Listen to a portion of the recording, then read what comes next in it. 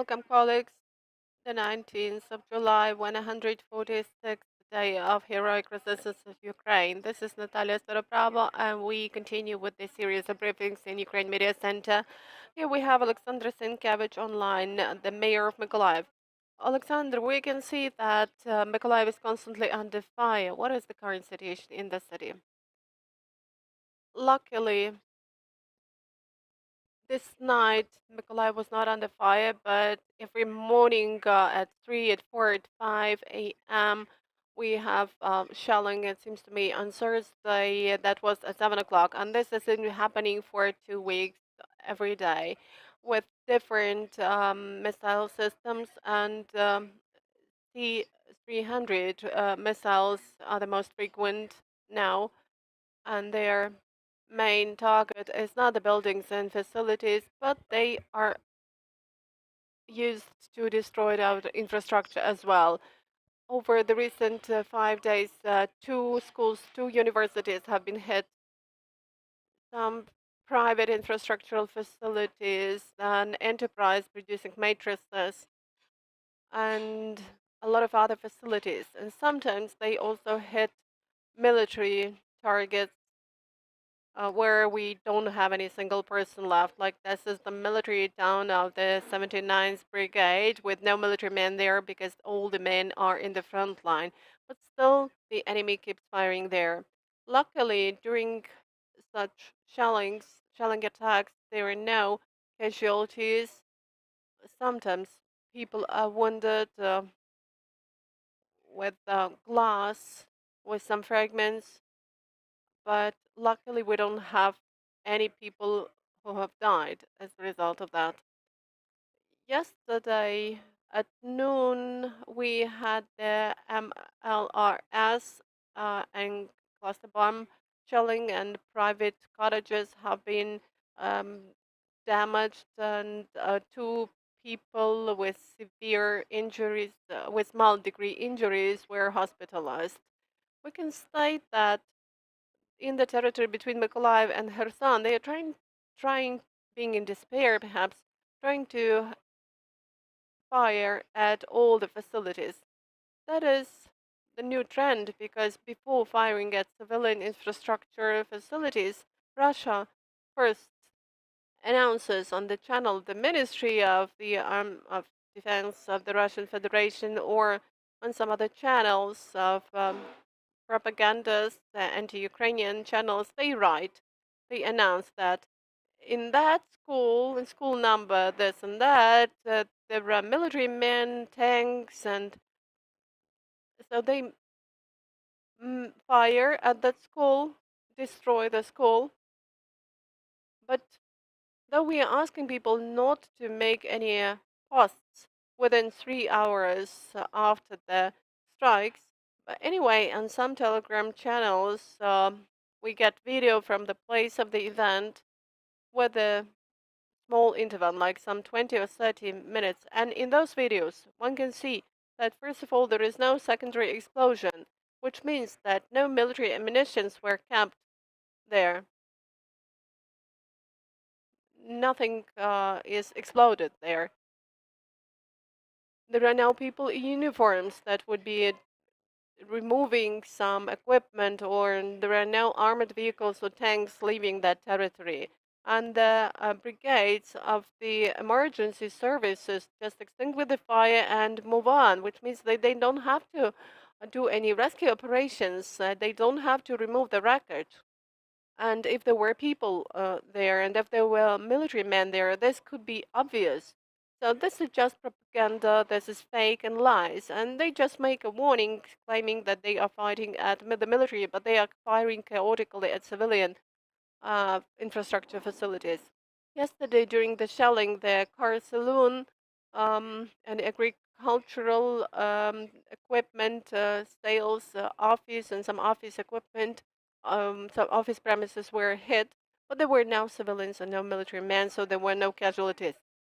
Alexandr, Russians keep firing at Mykolaiv chaotically. What are the plans of the city to respond to the Russian tactics?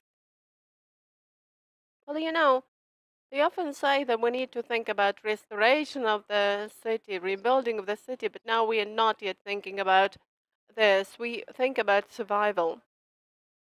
And now we keep fortifying the city of Mykolaiv together with military men. Also, today, the Ukrainian army is not the army we had on the 24th of February. Now, military men, our territorial defense forces, are getting ready in the places where they can possibly meet the enemy. And the Russian tactics, first of all, aims to um, make some panic among civilians. And also, I can see it in social media and in other sources.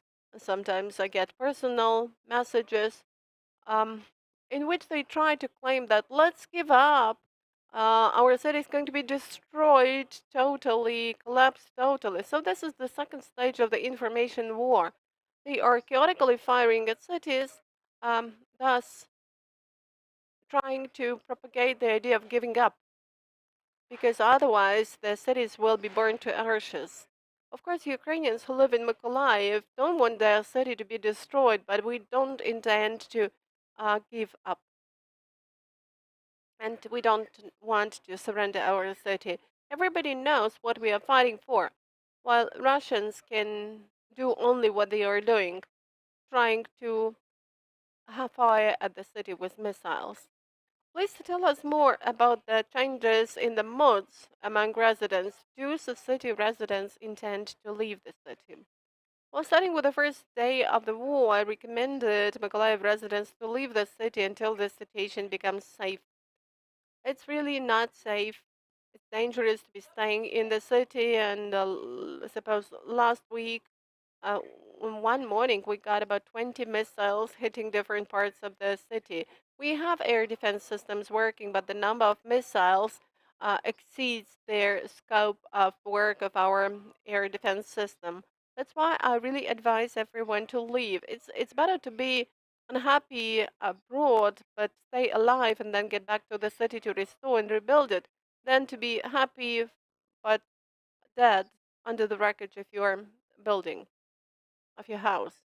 So, from the very first day of the war, the recommendation was for the city residents to evacuate for the period the danger is here. And a week after the beginning of the war, of the full scale war, we arranged the opportunity for evacuation using our buses. The buses that were large route buses of the city are now dealing with evacuation of city residents in several directions abroad, to the territory of Moldova, to the border on Moldova, also to Odessa, and then by train to Western Ukraine and further on. And of course, quite a number of volunteer organizations are active with this. They help us evacuate people right away to the places of evacuation, to Germany, to Austria, Romania, and so on. So let me express my gratitude to all of those volunteering organizations, and let me remind the city residents that you need to leave the city to stay alive. Schools, buildings, roads will be restored, rebuilt, and repaired, but your life is extremely precious. And what about the industry, the damages inflicted to the industry by Russia over the recent week? Well, in fact, in Mykolaiv, most businesses, most enterprises are not functioning now. They're not operating because they also think that this is dangerous. Also, out of 480,000 Mykolaiv residents, we have about 230,000, which means we used to have 180,000 and now 230,000. Mainly, these are the elderly people, uh, pensioners who claim that they don't have any place to go. They are afraid of any changes, let's say, in the city. The figure is confirmed by the amount of waste we have to remove every day. Also, it is confirmed by mobile operators and by electricity consumption, water consumption. Enterprises are not operating. We just have small business and micro businesses which provide some services or deal with trade. That's why, as far as damages are concerned, according to our estimates, the damages, I mean, the destructions that can be restored amount to about 770 million hryvnias.